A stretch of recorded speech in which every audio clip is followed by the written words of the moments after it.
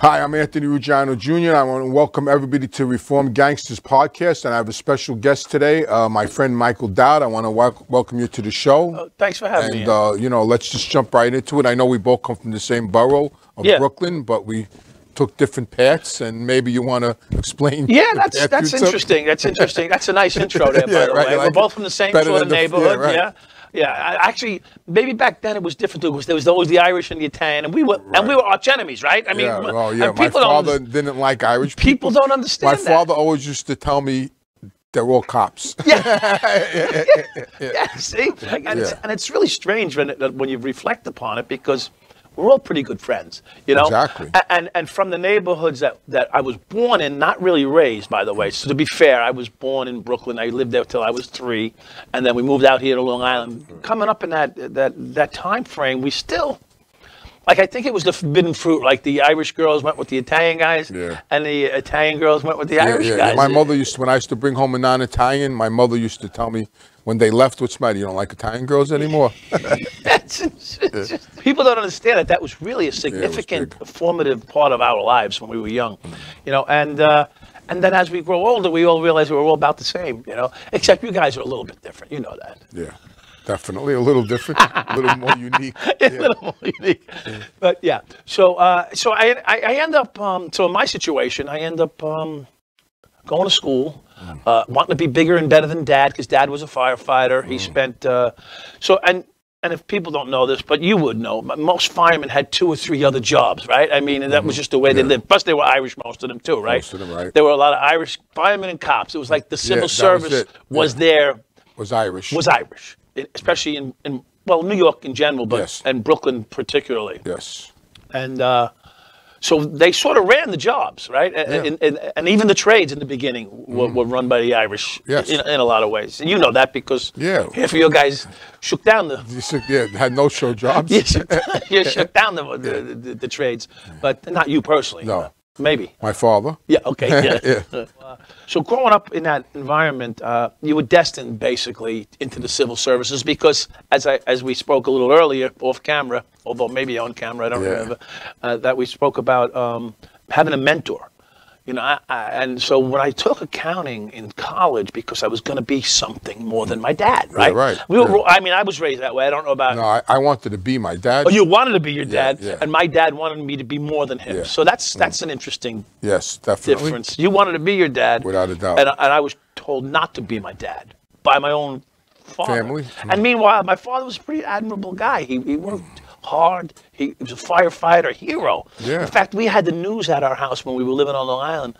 My father was involved in a rescue, which, by the way, they were all in the 60s and 70s. Those firefighters were heroic because Bushwick was burning. Everything. They didn't have the equipment they have today, and it was a totally those guys were straight up. They were gangsters. Yeah. They go into a building and come out. You could run into a building that's on fire. They come into a building on fire and they come out alive. You know, and just having a cigarette. Back then, they would come out of a smoking building and open and light up a cigarette. You know, very, very different people. In fact, there's a picture of my dad. I'm just a sidestep with him for a minute. On top of a building in I think it was Bushwick, and he's got the axe in his hand. And it's a prominent book, and we have the picture framed in our, everybody in our family now has a copy of the picture framed in their home, and it's my dad with cut off sleeves and a pair of jeans on, and the 108 truck written on his shirt, which was in Bushwick. It's called. He's a member of the fire department. Was called the 108 216, but they called them the Seagull Eagles. That was they all had handles back then. Right. And he's on the roof, and there's so he's opening up the roof so they can vent the fire through the roof. And there's a really iconic picture of him there. So, and I didn't realize it back then what a hero he was. Oh, yeah, I was just going to say that. What's better than that? Yeah, right. I mean, but you don't realize it because it's like this. Yeah. You grew up in that environment that you grew up in. Right. You just thought that was the natural path. Exactly. You know. So when you see these things unfold in front of you, I mean, the news is at the house. We're on the front page of Long Island Press, but you think that's normal. Yeah. Like, oh, that's just the way life is. Right. You know. But people on the outside look at that as like, well, that's pretty remarkable. Yeah. I remember the first time my father was on the front page of the paper. It was because he got arrested, and I thought that was remarkable. You thought it was remarkable? Oh, my father's on the front page of the Daily News. Whoa. But, you know, it was for Eugene Gold, the gold bug. I don't know if you remember anything about the gold bug. Eugene Gold was the DA of Brooklyn. Oh, I know the name. Right, yes. and the Lucchese family, Brooks, had a junkyard or a car lot, and they had the trailer bugged, and they were having meetings in there, and it was called the Gold Bug. And my father was one of the ringleaders, and that was on the front page of the newspaper. And I was thrilled that my father was in the newspaper. Yeah. But you're proud of him. Yeah. Well, I would. Yeah. Well, you didn't think it was bad. It was just. No, I thought like, wow. You know, we're celebrities. That's crazy talk, right? Yeah. I mean, yeah. So I was on the front page of a lot of newspapers. Yeah, I know that. I want to turn you on to an energy drink I found called Dino Luzzi. It's made in Italy. It's really good. It gives me a lot of energy. I drink it at my gym, where it's sold, and it's sold in other stores. So please go out and purchase one. I'm sure you'll enjoy it. So let me ask you a question. Now you're trying to become an accountant. How did you become a police officer? So like I intimated a moment ago, I had no mentor. So there was decision time. So like every young man, I had a relationship with a woman at the time who was my fiance and eventually my wife and eventually divorced. But ex-wife. Yeah, an ex-wife now, and we're good. You know, everything's okay. You know, we're mature adults today. But what happened was, you know, I wanted to get married. You know, at 20, you're supposed to look to get married back when we were kids, you know? Yeah, I got married at 23. 20, 21, 22, 23, we're getting a little older.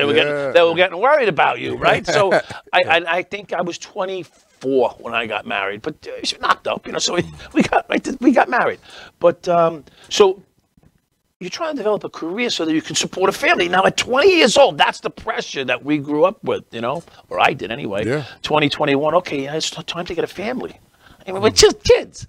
So I needed a livelihood to support that venue. Yeah. Right? So, So I actually went to my accounting teacher. This is a funny story. His name was Weinstein. In fact, anybody on Long Island today knows him. If they went through Suffolk Community College, they know Professor Weinstein. He was the accounting guy for 35, 40 years. And I liked him. He was a very nice person. And he was fair, always fair with me. So I said to him, what do you think I should do? He looks at me and he says to me, you want to sit behind the desk crunching numbers for the next 35 years of your life? He said, or you want to go out in the street and make a difference? I said, thank you very much. I turned around. He knew I wasn't a behind the desk guy to begin with, you know. So sure enough, he destroyed my life. He sent me.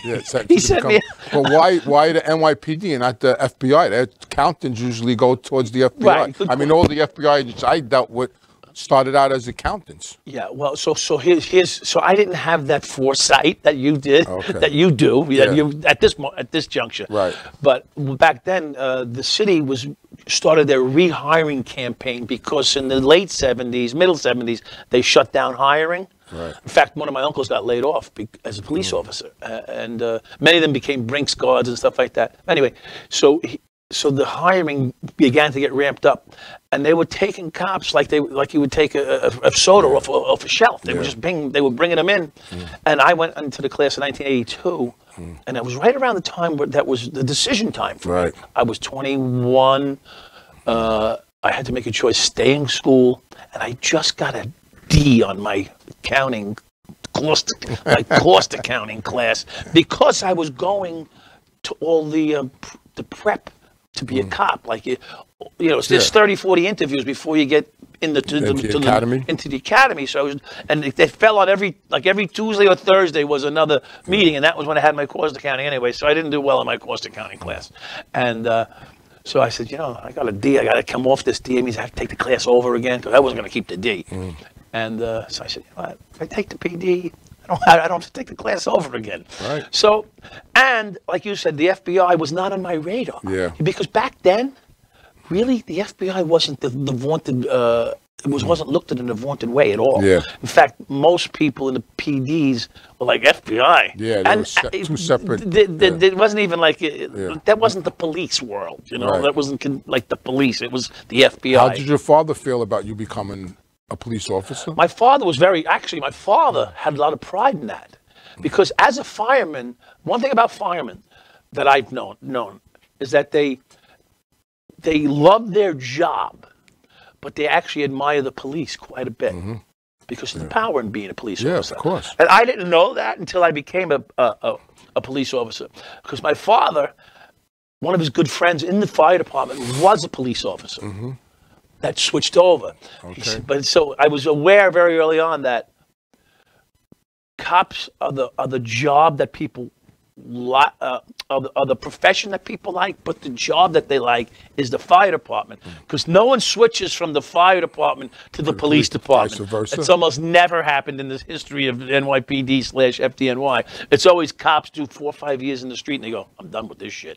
It's not what I signed up for, and they end up, and you know this, they end up in the FDNY. So now you graduate, you become a police officer. Right. I'm dying to ask you this question. When did the temptation come in? So you know what? Because now you're a police officer, you're a young guy. Right. Yeah. You're on the force. You're on the 75th Precinct. Where did you start out? So I started out in Queens, Corona, Jackson Heights, Elmhurst. Right there, I was exposed to some things, but and what people don't realize, and it's very important, is that when you're a young cop, you see things, but you don't know what's going on. You really don't. It's like being an outsider on the inside world. So I would roll up on scenes with professional police officers, seasoned guys, and things would just happen in front of you, and you don't even know what's really going on. Believe it or not, it's a learning curve. It's like a young potential wise guy watching guys move around. He doesn't know that $100,000 just got handed off. He gets back in the car and says, "Wow, what do we do?" And the seasoned guy's like, "Don't worry, kid, it's taken care of." Same thing in the PD. Here's your rent. Same exact thing in the PD.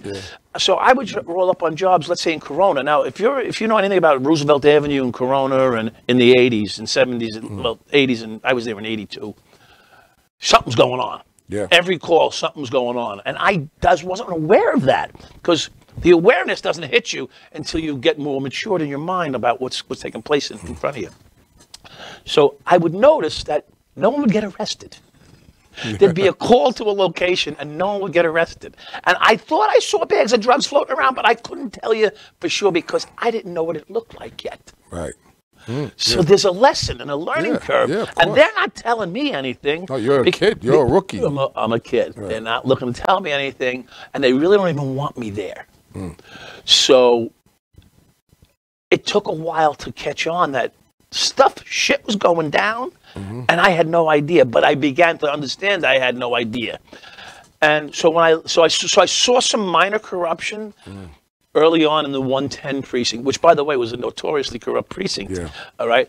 And my neighbor my actual neighbor, who lived across the street from me when I was a kid, went to jail from the 110 precinct. They were part of the Sergeants Club. Anyway, because the sergeants would get paid. I mean, don't you think back then too, a lot of the police force was corrupt? Because I mean, I remember when I was in the street. So I had a bar fight when I was like 18. I had a bar fight, and a guy got hurt.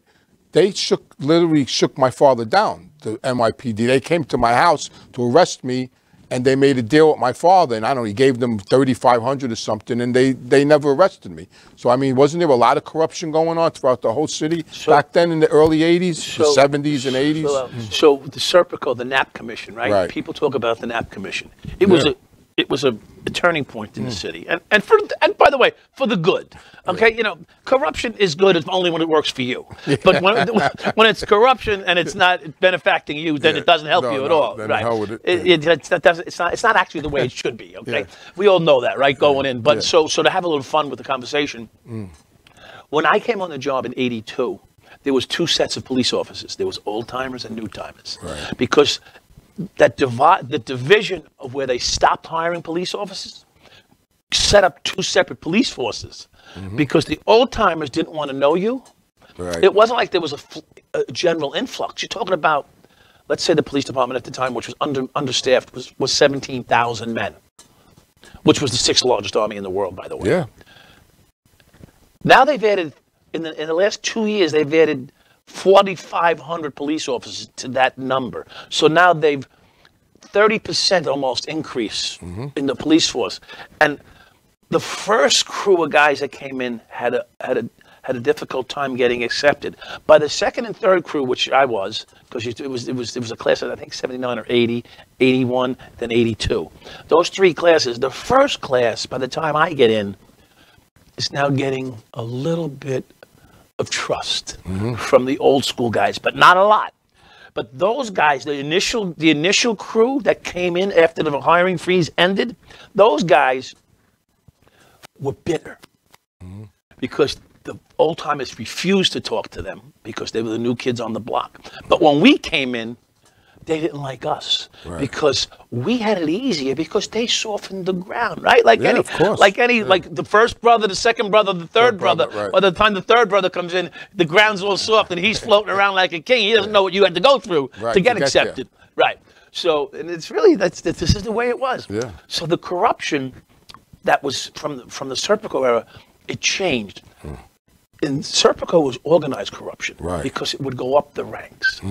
But as bosses began to separate themselves from patrolmen, the real street work is done by patrolmen. Yeah, of course. Right? Yeah. So the patrolmen couldn't, they were encouraged or discouraged from going up the rank with the corruption, and so it stayed at the street level. So everything, it was like, so you have a kingpin and you have low-level crack dealers, let's say, right? It never could go up anymore. So it had to be kept at the street level. Stay there. So every cop became their own crack dealer. And I don't mean that in dealing crack. He became his own little fiefdom. Right. And the only way you could survive in that world is you have to have your own little crew. Like you guys developed crews, exactly. right? Yeah. So that's, it totally changed the PD because old timers had their racket. New timers had to create their own, and you weren't allowed in the old timers racket. And they kept their rackets till they retired. Yeah, sure. Whatever it was. Everybody, I'm Anthony Ruggiano, and I have a few announcements to make. Life has been good since I recovered from cocaine addiction. I'm happy to say it's been coming up on 34 years that I'm clean. I also created an Anthony Ruggiano Jr. Recovery Helpline, and I'm going to give you that number right now. If you need help or you know someone that needs help, please call me. The number is 855-963-2113. I'm going to repeat that. It's 855-963-2113. So if someone you know or yourself needs help, please don't hesitate to call me. And in spite of giving back to society, I've been named an ambassador to Face the Music. Face the Music Foundation is a foundation that helps people that can't afford drug treatment and alcohol treatment. They provide scholarships for people to go into treatment. They actually pay for the treatment because not everybody has insurance. So unfortunately, there's some people out there suffering from addiction that can't afford to go to treatment. And so this foundation supplies the money for treatment, which is schooling and drug prevention and recovery. And treatment is very important because in my own personal story, if it wasn't for the treatment center I was lucky enough to go to, I would probably be dead right now, because that treatment center gave me the tools to recover. So this foundation affords people those tools to change their life.